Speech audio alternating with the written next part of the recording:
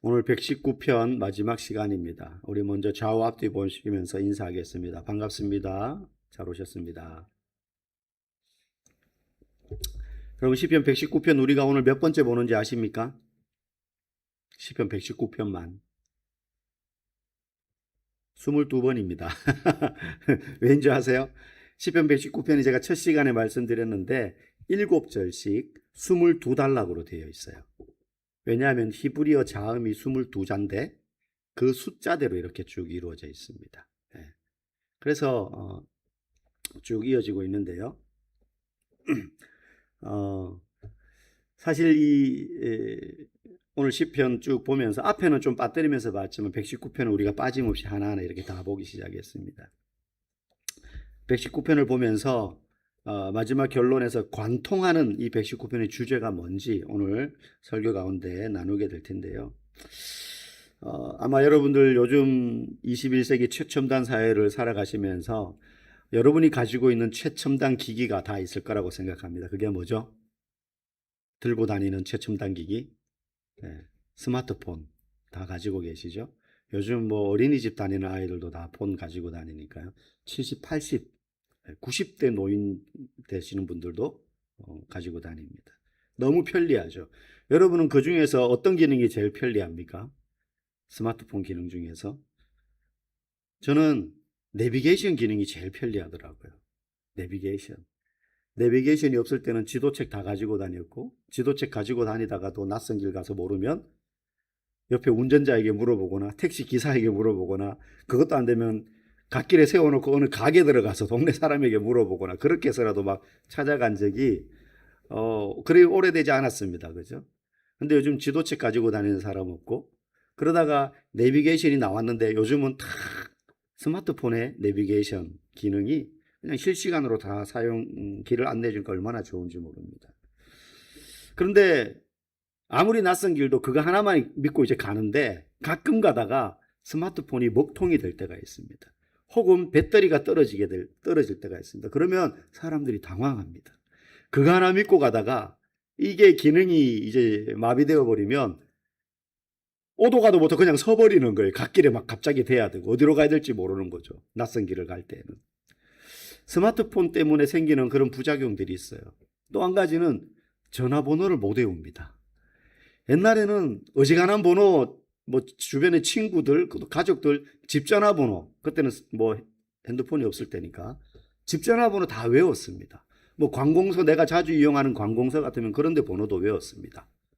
근데 지금은 가족들 전화번호도 모릅니다. 그냥 이름 불러서 전화 걸게 하거나 단축키 눌러서 전화 걸게 하지. 아니면 초성 검색해서 그냥 하지. 여러분 자녀들 전화번호 혹시 다 외우고 계십니까? 사실 저는 모릅니다. 잘 몰라요. 그래서 뭐 초성 검색해서 이렇게 바로 거니까.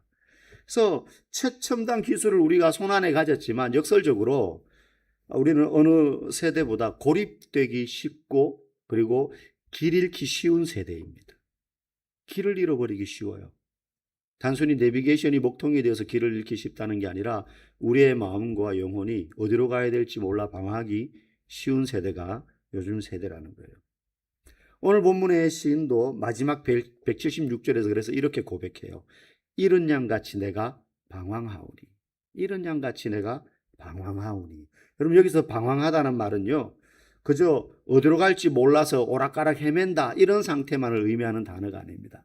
이게 제가 이제 설교를 할 때 보면 이 단어가 원래 이런 뜻입니다라고 말씀을 드리는 이유가 단어의 의미가 지금도 쓰는 단어라도요 2000년 3000년 전에 그 단어의 용례와 지금의 용례가 많이 달라져 오기 때문이에요. 시대가 바뀌기 때문에 언어에는 그 시대의 정신과 문화를 함의하고 있지 않습니까? 그래서 우리말로 방황하다라고 번역이 되어 있지만 이 방황하다는 말의 그 당시 성경시대의 언어의 의미는 단순히 어디로 갈지 몰라 헤매다 이런 의미가 아니라 파멸을 향해 치닫다 이런 뜻이에요. 방황하다는 말은 이리로 갈까 저리로 갈까 길 몰라서 헤매는 게 아니에요. 파멸을 향해 치닫다. 왜 이런 의미가 거기에 부여되었느냐 하면 길을 잃어버렸다라는 말은 내가 어디로 돌아가야 될지 잃어버렸다는 거예요. 내가 가야 될 목적지도 잃어버렸지만 내가 어디로 돌아가야 될지도 잃어버렸다는 거예요. 그것은 인생의 파멸을 의미한다고 고대인들은 생각했어요. 그래서 지금 내가 길 잃은 양처럼 방황하나이다, 이 말은 그런 절망적인 상태를 말해요. 현대인들도 마찬가지입니다. 성공을 향해 달려가고 있지만 막상 성공한 사람들은 이 성공을 유지해야 된다. 그리고 더 큰 성공을 나아가야 돼. 더 큰 성공을 향해서 나아가야 돼. 라는 염려와 불안에 항상 시달린다는 거예요. 여러분, 부자들은 막 그냥 편안할 것 같죠. 더 많은 부를 소유하고 싶어요. 그리고 이 부를 잃어버릴까 봐 전전긍긍합니다. 여러분, 이해 안 가시죠? 부자가 다 안 돼봐가지고 잘 모르시는 것 같아요. 물론 저도 선뜻 이해는 안 갑니다. 그런데 많은 연구 결과가 있어요. 많은 연구 결과가 있어요. 미국의 월스트리트에서 금융 큰손들, 돈놀이 해가지고 은행 재벌이 된 사람들, 뭐 그런 사람들을 쫙 심리학자들이 컨설팅 해보면요, 겉으로 보면요 너무 편안해요. 좋은 차, 좋은 집, 운전기사 딸리고 가정부 쓰면서 정신적인 압박이 없이 자기 하고 싶은 거 막 하고 여행 다니고 그렇게 살 것 같죠? 여행 못 다닙니다. 이 재산이, 여러분, 없는 사람은요 잃어버려도 조금 잃어버려요.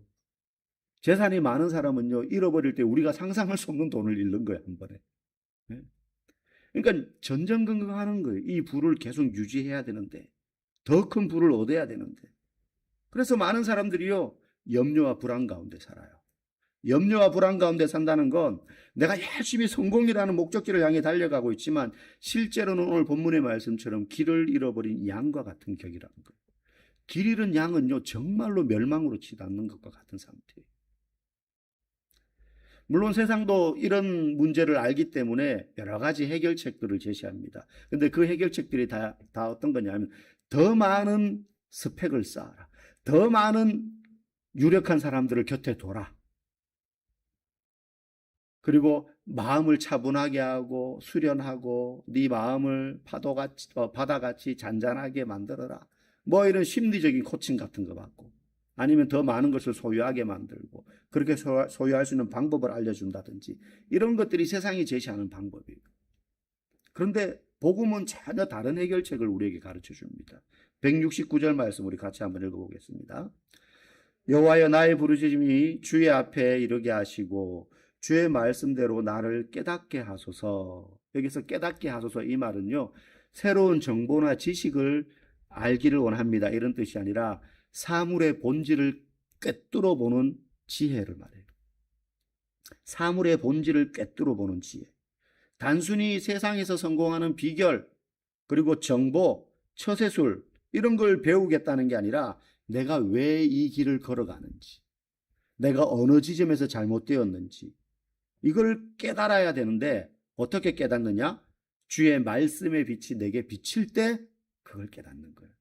여러분, 마라톤 선수가 경기를 시작해서 달리는데 목적지가 어딘지 모르고 그냥 달리는 선수 있습니까? 없어요. 여러분, 마라토너들이요 다른 운동에 비해서 유니폼도 단순하고 가지고 있는 도구도 없어요. 그런데 모든 선수들이 똑같은 걸 가지고 경기에 뜁니다. 뭐냐 하면 시계예요. 시계. 출발할 때 다 누르고 뜁니다. 그러면서 뛰다가요 수시로 자기 시계를 봐요. 왜 보느냐? 수없이 연습해 왔기 때문에 내가 이 지점에서는 지금 어느 정도 시간대에 도착했어야 되고 이 지점에서는 어느 정도 시간대에 와 있어, 이걸 계속 확인하는 거예요. 그래야지 자기가 목적했던 목적지에 목적했던 시간대에 도착할 수 있는 거예요. 그거 없이 그냥 저기만 생각하고 막 가요. 그럼 내가 지금 제대로 가는 건지, 내가 지금 빨리 가는 건지, 느리게 가는 건지 알 수 없어요. 마라토너들도요 정해진 길을 가고 정해진 목적지를 상징하고 가는데도요 자기 속도를 계속 체크해요. 그런데 우리가 마라토너보다 훨씬 길고 훨씬 험난하고 훨씬 먼 어떤 목적지를 향해 가는데 내가 이걸 왜 뛰는지, 내가 지금 잘 가고 있는지 그런 생각 없이 그냥 열심히만 달린다고 한다면 그만큼 어리석은 게 없다는 거예요. 그래서 말씀의 빛이 내게 비춰서 내가 지금 잘 가고 있나? 내 속도가 지금 적당한가? 내가 지금 혹시 하나님의 뜻보다 너무 앞서가고 있지는 않은가? 내가 지금 바른 곳을 향해 달려가고 있는가? 그걸 어떻게? 하나님의 말씀을 통해서 내가 깨닫게 된다는 거예요. 깨닫게 된다는 거예요. 여러분, 영화를 보면요, 뛰어난 그 무술 스승 고수예요. 무술을 배우는 이제 젊은 제자가 있습니다. 근데 제자는요, 당장 어떤 중요한 초식, 이 무술의 비기, 이것만 익히면 모든 적들을 때려 눕힐 수 있는 강력한 어떤 비기, 막 이런 거를 배우고 싶어요. 그런데 그런 영화 보면은 스승은 계속 뭐만 시킵니까? 기마자세 가지고 여기에다가 물잔 올리고, 야, 떨어뜨리지 마. 물 한 방울 흘리면 매로 때리고, 옛날 성령 영화 뭐 이런 거 보면 그런 거 나오잖아요. 계속 모래주머니 들고 막 산 오르락 내리락 시키고, 몇 날 며칠, 몇 달, 몇 년 동안 그런 것만 막 시켜요. 예, 뭐 이상한 것만 시키고, 앞꿈치로만 걸어, 막 이런 거. 젊은 제자는 이해가 안 가죠. 빨리 뭔가 이 그럴듯한, 무술 초식을 가르쳐 줘야 되는데, 왜 우리 스승은 쓸데없는 것만 계속 가르쳐 주냐, 뭐 이런 이제, 코믹한 장면들이 나오잖아요. 근데 무술 고수들은 왜 항상 그렇게 가르칠까요? 단순한 기술, 상대방을 제압할 수 있는 어떤 동작보다요, 기본 원리가 중요하다는 거예요. 네가 그 동작을 효율적으로 사용하려면 그걸 완벽하게 수행해낼 수 있는 기초 체력, 그리고 이 무술의 기본적인 원리가 중요해. 그래서 맨날 이런 것만 막 시키는 거죠. 손 돌리고 막 이상한 거. 이걸로 어떻게 사람을 이깁니까? 하는데 계속 하라는 거예요. 말씀을 읽을 때에 우리의 인생의 본질을 깨닫게 된다는 거예요. 내가 이 일을 왜 하는지, 하나님이 나를 여기에다가 왜 갖다 놨는지, 이걸 모르고 밤새 수고하면요, 밤새도록 그물 던지고도 빈 그물 건지는 어부와 같아요. 그래서 어떤 사람들이요, 세상 사람들이요, 높은 자리에 올라가고 많은 재물을 소유하고도요, 공허한 거예요. 재물을 가졌는데 그다음 뭐? 그러니까 쓰지도 못하고 막 모으는 거죠. 얼마나 어리석은 겁니까? 그런데 문제는 내 힘으로는 그걸 깨닫는 게 불가능하다는 거예요. 내 힘으로는 안 된다라고 말하는 게 복음이에요. 여러분 173절 말씀 한번 읽어보겠습니다. 내가 주의 법도들을 택하여 싸우니 주의 손이 항상 나의 도움이 되게 하소서. 여러분 성경을 읽다가 보면 도움이라는 말이 참 많이 나옵니다.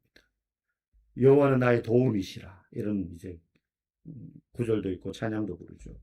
도움이라는 말이요, 그냥 힘든 사람 도와준다, 이 정도로 우리는 뉘앙스로 다가오지만 고대의 많은 언어들은요, 생존과 직결되어 있었는데, 왜 생존과 직결되어 있냐, 모든 삶이 자연재해로부터 야생 짐승으로부터, 그리고 가장 빈번한 목숨의 위협을 받는 건 전쟁이었어요. 요즘은 뭐 전쟁이 있긴 하지만 잘 안 일어납니다. 그죠? 잘 안 일어나요. 근데 고대에는요, 그 옆마을에 조금 모르는 무리들이 있다, 그러면 가서 싸우는 거예요. 싸워가지고 뺏어오면 그게 전쟁이에요. 막 큰 나라 간의 전쟁 이런 거 아니라도. 그런 전투가 엄청 많았어요. 그러니 오늘 내가 살아있지만 내일 어떻게 될지 모르는 거죠. 울타리가 있는 것도 아니고, 무슨 국경이 나뉘어져 있는 것도 아니고, 군사들이 있는 것도 아니고. 그래서 이 도움이란 말도요, 군대 용어예요. 군대 용어, 원래는. 무슨 뜻이냐면, 포위당해서 빠져나갈 데가 없어서 죽어가는 군대를 구원하기 위해서 급히 투입되는 군사적인 원군이라는 뜻에서 이 도움이란 말이 쓰여졌어요. 그냥 길 가다가 넘어진 사람 도와준다, 구걸하는 사람 불쌍해서 적선해준다, 도와준다, 이런 게 아니에요. 적에게 포위돼 가지고 이제 말라 죽어가는 그 자기 편을 돕기 위해서 외부에서 투입되는 원군. 그러니까 도움을 주는 사람도요, 목숨을 걸고 뛰어들어야 되는 거예요. 그냥 여유 있게 가서 힘들어요? 내가 좀 업어줄까요? 손 좀 잡아줄까요? 이게 아니에요. 내 힘으로는 포위망을 뚫을 수 없기 때문에 하늘의 군대이신 하나님이 직접 개입해 달라는 절박한 외침이 도움이에요. 이 사람 뭐라고 이야기합니까? 주의 손이 항상 나의 도움이 되게 하소서. 여유있게 주님 도와주세요라고 하지 않습니다. 우리가 기도할 때 주님 도와주세요 할 때, 주님 도와주고 싶으시면 도와주고요, 안 도와주시면 제 힘으로 한번 어떻게 해볼게요. 그렇게 기도할 수 없어요. 그래서 주의 도우심을 구하며 우리가 기도할 때에 내가 지금 사방이 꽉 막혀서 하늘의 군대의 지휘관이신 하나님이 나를 도우지 아니하시면 나는 이제 여기서 말라 죽을 수밖에 없습니다. 그러니 하나님 절대적으로 나를 도와주셔야 됩니다. 이 절박한 비명으로 부르짖는 게 하나님 나를 도와주세요라는 기도.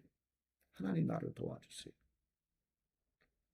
여러분, 나는 꽤 괜찮은 그리스도인이야라는 환상에서 우리는 벗어나야 돼요. 우리는 영적 파산자들이에요. 내 힘으로는 나를 구원할 수 없습니다. 내 힘으로는 문제를 해결할 수 없어요. 주의 도움이 아니면 우리는 다 부서져서 가루가 될 수밖에 없는 영혼들이에요. 사람들은 성공의 처세술을 세상의 지식에서부터 정보에서부터 습득하려고 합니다. 여기 땅을 사면 된다. 이 학원 보내면 서울대 보낼 수 있다. 그래서 그렇게 습득한 정보와 지식으로 자기가 열심히 합니다. 뭔가를. 훈련을 하기도 하고 열심히 공부를 하고 그래서 내가 열심히 노력하면 올바른 길을 찾을 수 있어. 성공에 이를 수 있어. 그렇게 말하지만 복음은 너가 그렇게 열심히 한다고 해서 바른 길을 갈 수 있는 건 아니야 라고 말해요.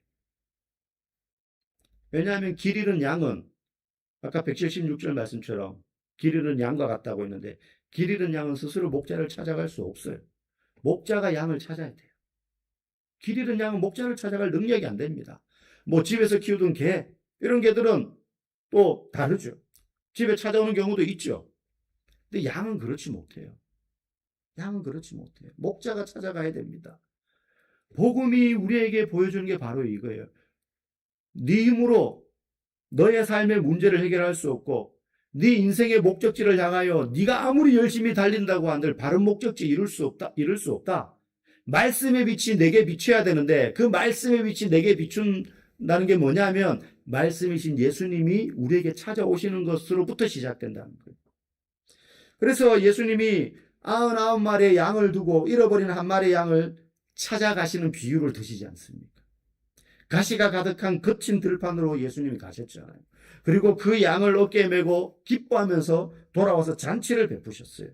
그래서 176절의 마지막 고백을 한번 보십시오. 우리 같이 읽어보겠습니다. 주의 종을 찾으소서 내가 주의 계명들을 잊지 아니함이나이다.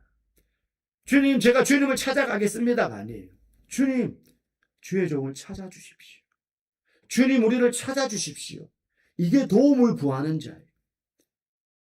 주님, 내가 한번 해보겠는데요. 주님이 좀 도와주시면 잘할 수 있을 것 같아요가 아니에요. 제 힘으로는 할 수 없습니다. 그러니 주님 저를 찾아와 주십시오. 저를 만나 주십시오. 여러분, 내가 막 은혜 받고 싶어가지고 은혜를 갈구한다 해가지고 어떤 은혜가 막 생기는 게 아니에요. 은혜를 간구해야 되지만 그 은혜를 달라고 누구에게 도움을 청해야 돼요? 주님께 도움을 청해야 돼요. 내가 주님을 찾아가겠습니다 하지 않고 주님 나를 찾아와 주십시오라고 지금 부르짖고 있어요. 고대 이스라엘에서 길 잃은 양은 맹수의 밥이 되거나 굶어 죽거나 벼랑 끝에서 떨어져서 창자가 터져 죽거나 여러분 그런 길 잃은 양의 사체를 보는 게 흔한 일이었어요. 그것이 하나님의 은혜를 떠난 우리의 사실 영적 실상이에요. 그래서 길 잃은 양이라고 이야기하는 거예요. 길 잃은 양이 그냥 길 잃은 상태로 있는 게 아니에요. 길 잃은 양은 10중 8구 방금 말씀드린 것처럼 맹수에게 잡아먹히거나 벼랑에 떨어져서 창자가 터져 죽거나 그렇게 되는 거예요. 그런 상태에서 아무리 세상의 정보와 지식을 가지고 세상 종교의 가르침처럼 네가 열심히 하면 돼. 그래서 바른 길로 가보려고 해봤자 광야에서 더 깊은 광야로 들어갈 수밖에 없습니다. 그러나 예수 그리스도는 십자가에서 우리의 길 잃음과 방황의 대가를 홀로 지시고 죽으셨어요. 그러므로 우리의 참된 목자가 되어주셨어요. 목자가 되어주셨어요. 예수님은 우리를 대표하는 길 잃은 양으로서 죽으심으로 우리의 이정표가 되어주셨어요. 우리를 이끄시는 목자가 되어주셨다는 거예요. 여러분, 이 저녁에 내 인생의 내비게이션이 고장나서 방황하고 있다면 여러분 십자가의 핏자국을 남기신 그 예수님을 바라보시기를 원합니다. 그 예수님을 어떻게 우리가 볼 수 있습니까? 우리가 길고 긴 시편 119편을 20번이 넘는 시간 동안 보면서 이 119편을 관통하는 한 문장이 있어요. 그것은 하나님의 말씀이 우리의 생명이다라는 거예요. 여러 다르게 표현할 수 있지만 가장 많이 등장하는 게 말씀, 계명, 율법, 법도, 율례.